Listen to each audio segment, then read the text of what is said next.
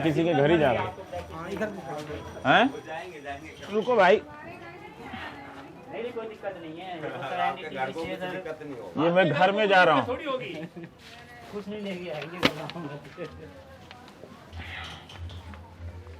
ये ऐसे ये दरवाजा है, अंदर जाने का दरवाजा था पहले, अब खिड़की हो गई है। ये दरवाजा था, अब खिड़की हो गई है। अगली बार ओबामा साहब आएंगे तो मैं इनको इधर ले आऊंगा इंडिया दिखाने। नमस्कार, मैं रविश कुमार। क्या आपने कभी बिना पानी के सूखे मकानों को डूबते हुए देखा है? अब आप देख रहे हैं। इससे पहले भी आपने दिल्ली के पास खोड़ा की कॉलोनी में ऐसी ही स्थिति में मकानों को डूबते हुए देखा था। आज हम दिल्ली के नॉर्थ वेस्ट दिल्ली के किराड़ी विधानसभा के प्रेम नगर की एक कॉलोनी है, गौरीशंकर कॉलोनी, वहां आए हैं जहां ये मकान डूब गए हैं। ये मकान कभी पहली मंजिल के मकान हुआ करते थे, लेकिन सड़कें इतनी नीची थी, नालियों में बरसात के दिनों में नालियों का पानी जब ऊपर आने लगा तो उससे भरने के लिए सड़कों को ऊंचा किया जाने लगा और ये सड़कें इतनी ऊंची हो गई हैं कि अब मकान नीचे डूब गए हैं। ये हम दिखाने के लिए आपको इसलिए लाए हैं कि चुनाव की राजनीति को सिर्फ बयान से आप नहीं समझ सकते। ये हमला, वो निशाना, ये बहुत हो चुका। बड़े बड़े महंगे होर्डिंग में जो एक पंक्ति के स्लोगन पसार दिए जाते हैं, टांग दिए जाते हैं, उससे भी चीजें स्पष्ट नहीं होती हैं। जब कहा जाता है कि सबको मकान दिया जाएगा, जब कहा जाता है कि सबको पानी दिया जाएगा और जब कहा जाता है कि सबको बिजली दी जाएगी, तो क्यों ना उन मोहल्लों में चलकर देखा जाए, उन बस्तियों में, कि वहां क्या हालात हैं। क्या ये मकान कभी स्मार्ट सिटी में बदल सकते हैं? क्या वाकई यहां पर पानी आ सकता है? इन सब चीजों को जब तक आप नहीं देखेंगे, जब तक आप समझेंगे नहीं कि इस दिल्ली जिसकी आबादी 1.5 करोड़ बताई जाती है करीब करीब, उसकी आबादी का 2/3 हिस्सा से भी ज्यादा 60-70 लाख के लोग किन हालात में रहते हैं, जब तक आपकी संवेदना उसके प्रति नहीं है, आप इस मुल्क के प्रति भी ईमानदार नहीं हैं। ये समझना बहुत जरूरी है कि क्यों, किन हालात में इनके घर डूबे हैं। जितिन भूटानी हमारे कैमरा पर्सन है। ये दूसरा टेक है हमारे इस इंट्रोडक्शन का, क्योंकि पहले टेक में उन्हें इतना झुकना पड़ा कि रॉड से चोट लग गई। एक बार फिर मैं उनसे कहूंगा कि वो नीचे आए किसी तरह से, उसी कैमरे को उसी अंदाज में लेकर हिलते डुलते, और आपको इस घर में दिखाते हैं कि आपका घर अगर डूब जाए तो कैसा लगेगा। मान लीजिए कि आप फ्रेंड्स कॉलोनी में रहते हैं, मान लीजिए कि आप पंचशील एनक्लेव में रहते हैं, ग्रेटर कैलाश में रहते हैं, अरुणा आसफ अली रोड में रहते हैं। ये वो मोहल्ले हैं दिल्ली के जहां ताकतवर और संपन्न लोग रहते हैं। कितना हंगामा होगा, देश के लिए देश को शर्मसार करने की बातें कही जाने लगेंगी। लेकिन ये लोग किन हालात में रहते हैं और इनकी आवाज भी आप तक नहीं है। तो आप इस घर में आइए हमारे साथ। आपका क्या नाम है? पवन है। ये पवन का घर है। कितने साल से पवन यहाँ रह रहे हो? ये हो गए 11 साल हो गए। 11 साल से? 11 साल हो गए। तो पहले भी ये आपका घर डूब गया था इसमें, ऐसे ही था या सड़क नीचे थी? सड़क नीचे थी। सड़क नीचे थी। और ये दरवाजा है। जितिन अगर आप नीचे आ सकेंगे तो आप देखेंगे कि हाँ, वो कैमरे को हिलने दीजिए, कोई समस्या नहीं। ये है दरवाजा जो अब बंद हो चुका है और यहाँ पे ये खिड़की की शक्ल में यहाँ बाहर कूलर लगा दिया गया है। कूलर चोरी ना हो इसलिए मोटा सा ताला लगा हुआ है और ये दरवाजा पूरा बंद हो गया है। ये है इनका घर। और जो खिड़की, दरवाजे की जगह खिड़की, सुरंग, भूगोल का कोई विद्यार्थी होगा तो इसे सुरंग या गुफा के रूप में परिभाषित करेगा आपको। तो पहले आप इस दरवाजे से आप लोग निकल जाते हैं। ठीक है। अब क्या हो रहा है? मतलब अब तो दिक्कत हो रही है बहुत। हाँ, निकलने में, जाने में सरिया लग जाती है, बार बार सरिया लग जाती है, चोट लगती है। तो यही एक रास्ता है आपके घर से जाने का। जितिन अगर आप नीचे से जाके एक तरफ, इस तरफ से दिखाएं रास्ता इनके घर का, तो हमारे दर्शकों को और स्पष्ट होगा। ये दरवाजा है, देखिए ये दरवाजा है। देख रहे हैं, ये दरवाजा है। और ये है। अब जैसे जैसे पता चल गया कि मैं यहाँ आ गया हूँ, राजनीतिक दल के लोग भी आ गए हैं कि कहीं यहाँ उनकी यहाँ पोल तो नहीं खुल रही है। ये दरवाजा है और ये खिड़की, लेकिन अब खिड़की दरवाजे का काम कर रही है। कौन ये फिर बताइए कि कोई और रास्ता? फिर ये जो नीचे है, तो बरसात में तो सड़क से पानी आके ये भर जाता होगा फिर? हाँ, पानी भर जाता है। तो आप लोग क्या फिर और ऊपर एक मंजिल घर बनाना पड़ा? ये वो खाली ऊपर है, एक ही है कमरा, बस एक ही कमरा है। अच्छा। ये और आप क्या करते हैं? आपके पिताजी? मेरे पापा खिलौने तोड़ते हैं, काम है। खिलौने बनाते हैं? नहीं, तोड़ते हैं। तोड़ते हैं मतलब तोड़ना? तोड़ फोड़ का काम है। अच्छा, पुराने खिलौनों को तोड़ते हैं। अच्छा, पुराने खिलौनों को तोड़ते हैं। तो आप लोग यहाँ रहते हैं, मतलब रोज की उनकी कमाई होगी। हाँ, मैं समझ गया। फिर तो यहाँ इस गली में और ऐसी कई गलियां हैं जैसे लोगों के घर डूब गए हैं। सूखे में डूब गए हैं। ये एक विचित्र स्थिति, ये समझना बहुत ज़रूरी है कि क्या वाकई हमारे नेता इन लोगों के घरों को बदल देंगे तो कितनी अच्छी बात होगी।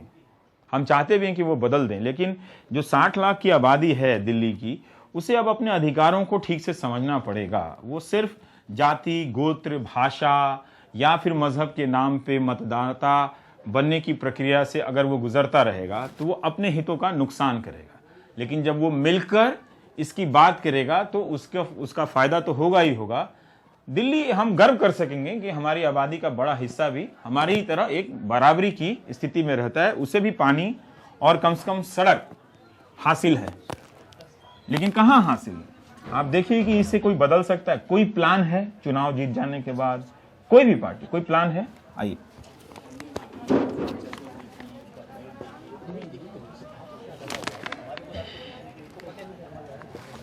मुझे एक बात बताइए, मैं लौट कर आया हूँ, अगर आपको अपने मकान से रोज ऐसा निकलना पड़े, आप क्या करेंगे?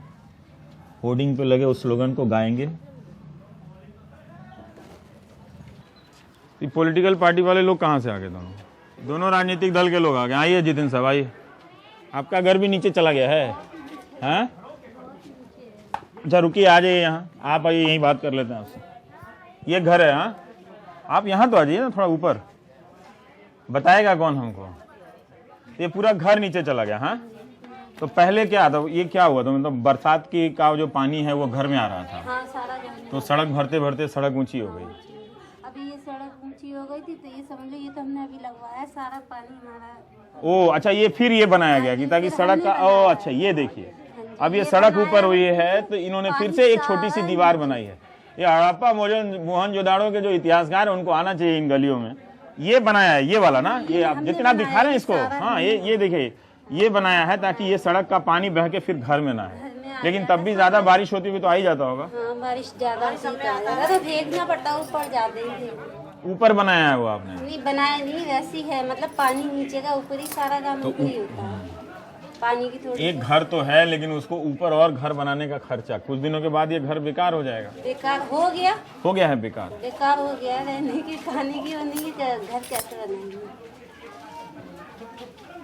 तो इसको फिर भरना पड़ेगा, फिर ऊपर बनाना पड़ेगा। अभी ये तो दूसरा तो कोई रास्ता है नहीं। यही है कि ताकि हम देखें, ताकि ये जो मुद्दा है वो सही तरीके से लोगों के बीच में उठे। अब इनका एक खर्चा और बढ़ जाएगा, अगर ये घर बना सके तो। नहीं बना सके तो उनको फिर वैसी स्थिति में लोगों को यहाँ पे रहना पड़ेगा। हाँ, बेसमेंट हो गया घर। अब क्या करें सर, देखिए जो था वो सारा सब कुछ पानी अंदर आ रहा है सारा रोड का। मुझे एक बात बताइए कि आप लोग कई दिनों से कई चुनाव में वोट देते आ रहे हैं, तो आप जब नेता आते हैं आप लोग तो उनसे ठीक से सवाल नहीं करते कि भाई इसका कोई समाधान निकालो, या वो स्लोगन जात मोहल्ला ये सब के नाम पे क्यों वोट देते हैं? फिर क्या करें सर जी, ये ऐसे ही सारे वो करते ही हैं। अब जब तो हाँ हाँ कर लेंगे, बाद में काची को कोई सुनवाई ही नहीं होगी। जीतने के बाद कोई नहीं आता, जीतने के बाद कोई दिखाई नहीं देता है यहाँ पे। हम तो काफी यहाँ तो आपकी में से कोई राजनीतिक कार्यकर्ता बनता होगा, पार्टी ए, पार्टी बी, पार्टी सी का सपोर्टर बनता होगा, इधर उधर से सब अपना काची को करके ऐसे ही पार्टी वो कर लेता है। अब काची जैसे अभी हम लोग यहाँ आपसे बात करने आए हैं तो कुछ दलों के लोग यहाँ पर आ गए हैं, वो हंगामा कर रहे हैं, ठीक है, लेकिन मुझे उससे चिंता नहीं है वो क्या हंगामा कर रहे हैं। मैं ये जानना चाहता हूँ कि इस मुद्दे को जब कोई सरकार कहती है कि हम झुग्गी को नियमित कर देंगे, जब कोई कहती है कि हम सबको मकान देंगे, मकान तो है, मकान तो आपका डूब गया सर। अब हमारे पास तो खाने के लिए नहीं पैसे, हम कहाँ से इसको बनाएंगे? अब एक ही हमारे साथ एक ही होने वाला है कि इसको हम बेच के फिर भागे, यहाँ से बेच के फिर कहीं और चले जाएं, कहीं और चले जाएं। अब कई लोगों ने तो किया होगा कि इसको भर के ऊपर घर बनाया होगा, फिर बहुत आदमियों ने ऐसा किया, बहुत लोगों ने किया इस वक्त पैसा। तो पूरे बरसात के दिनों में ये भर जाता होगा पूरा भर पानी। जाता है सर, पानी यहाँ से उठा के बाहर। क्या नाम बताया था आपने? राम मिलन जी। तो पहले कब आए थे यहाँ पे, घर कब बनाया था आपने? ये घर बनाया था सर हम करीब ये समझ लीजिए 20 साल हो गया। 20 साल पहले, तब ये घर ऊपर था, है ना? था वो, रोड से 5 फुट ऊंचा था ये। ओ, रोड से 5 फुट ऊंचा था। हाँ। अब आज के टाइम में ये 7 फुट नीचे हो गया। रोड से 7 फुट नीचे चला गया। ये आपको आपने सूखे में गरीबों के मकान डूबते देखे हैं? देखिए ये डूबता हुआ शहर है, चुनाव में ये हमला, वो बयान, ये सब तो चलता रहेगा। ये भी देखिए जरा। ये सर एक बार बीच में इलेक्शन नहीं हुआ था, तो ये रोड के बराबर आ रहा था ये मकान। हाँ। तो जब ये इलेक्शन जीत के आए ना, हाँ। तो ये कहा था कि इसको बोले कि जो ठेकेदार था यहाँ का, हाँ। बोले कि अभी इसको 3 फुट और ऊंचा कर, 3-4 फुट और ऊंचा, इसलिए सारा मकान डूब गया सर। जब ये आपके केजरीवाल जी नहीं हुए थे, कोई किसी का नाम मत लीजिए, छोड़िए, किसी से 2 मतलब महीने नहीं। के लिए, तो उसी दौरान में ये और ऊंचाई बढ़ाई गई।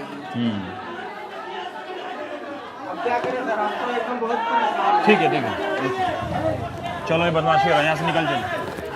करोड़ों रुपए विकास के नाम पर जो लगे हैं ना, इससे विकास की जगह घरों के विनाश हुआ है। सबके सब दिल्ली का 95% जिन कॉलोनियों में सड़कें बनी हैं, 95% गरीबों के घर नीचे पड़ गए। देखिए घर कैसे नीचे चला गया है। हाँ?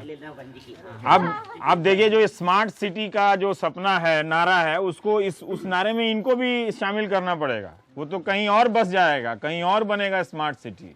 इनका जो क्या होगा, ये जो जिस हालात में रह रहे हैं कि इस तरह से देखिए, वो सीढ़ी बना के रखा है उन्होंने अपने ही घर में, नाली को पार करके अब वो आएंगे। इस जगह पे कितने की आबादी, कितने लोग रहते होंगे सर यहाँ? ये लगभग इस कॉलोनी में सर 1000 के करीब घर है। और ऐसे लगभग यहाँ की जो कॉलोनियाँ हैं प्रेम नगर में, 60 एक है कॉलोनी।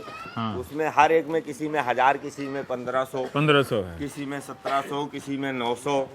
मतलब ऐसे ये कॉलोनियाँ बनाई गई हैं जो 1639 गिनी जा रही ना, वो ऐसी हैं। इसके साथ दूसरी कॉलोनी, फिर दूसरी टाइप। ये सब रेगुलर हुई हैं या नहीं हुई? हाँ, रेगुलर हुई, लेकिन 895 लेकिन बड़ा खेल क्या है, जो अभी हम खड़े, ये रोहिणी सेक्टर M का 42 सेक्टर है। अच्छा। यहाँ औद्योगिक योजना है रोहिणी जोन M की। हाँ।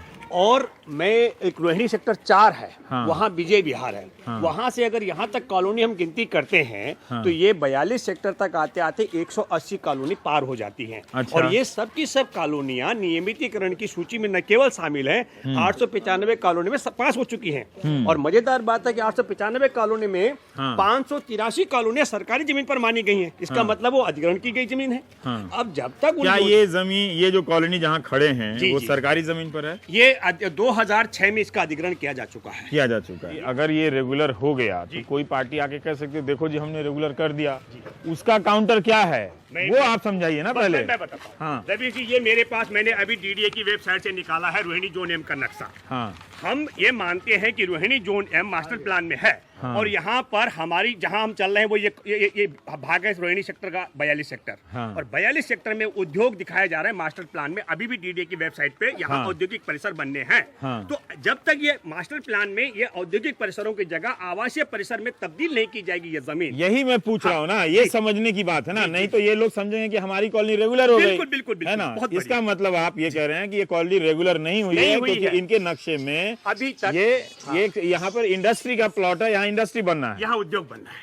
हाँ। बिल्कुल, ये सही कहा। अब मैं यही कहना चाह रहा था कि जो आपने कहा कि प्लान, क्योंकि ये मसला कॉलोनी पास करना कोई नारे उछाल करके कॉलोनी पास, हाँ। नारे उछाल कर कॉलोनी पास नहीं हो सकती। ये पूरा योजना का मसला है। तो एक फोटो क्लियर हो गया कि ये इंडस्ट्री की जमीन है जी। अभी ये आवासीय जमीन में नहीं बदली गई, तो फिर रेगुलराइजेशन कैसे हो गया? किस बात का हुआ? हाँ, हो ही नहीं सकता।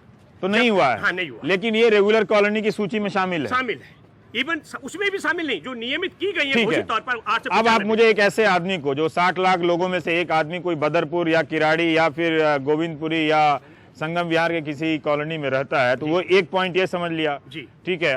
अगर उसको और क्या समझना चाहिए कि हुई है या नहीं हुई है, उसको समझाइए पहले आप। हाँ, मैं ये कहना चाहता हूँ कि नियमितीकरण के लिए बहुत कायदे से मैंने ये कहा था, हम लोगों ने ये कहा था, यदि कॉलोनी पास हो गई है तो जिस जमीन पर उसका घर बना हुआ है, स्वाभाविक तौर पर सरकारी तौर पर खाते खतौनी में उसका नाम दर्ज, मालिकाना हक उसको मिल जाना चाहिए। ये हुआ है यहाँ? अभी नहीं हुआ है। दिल्ली में 895 कॉलोनी में तो जो 60 लाख लोग हैं उनको ये समझना चाहिए कि जो रेगुलर हुआ भी है वो तभी माने जब पता चले कि वो जिस जमीन पे रह रहे हैं उस पे उनका मालिकाना हक मिल जाए, रजिस्ट्री होने का अधिकार मिल जाए, खरीदने बेचने का।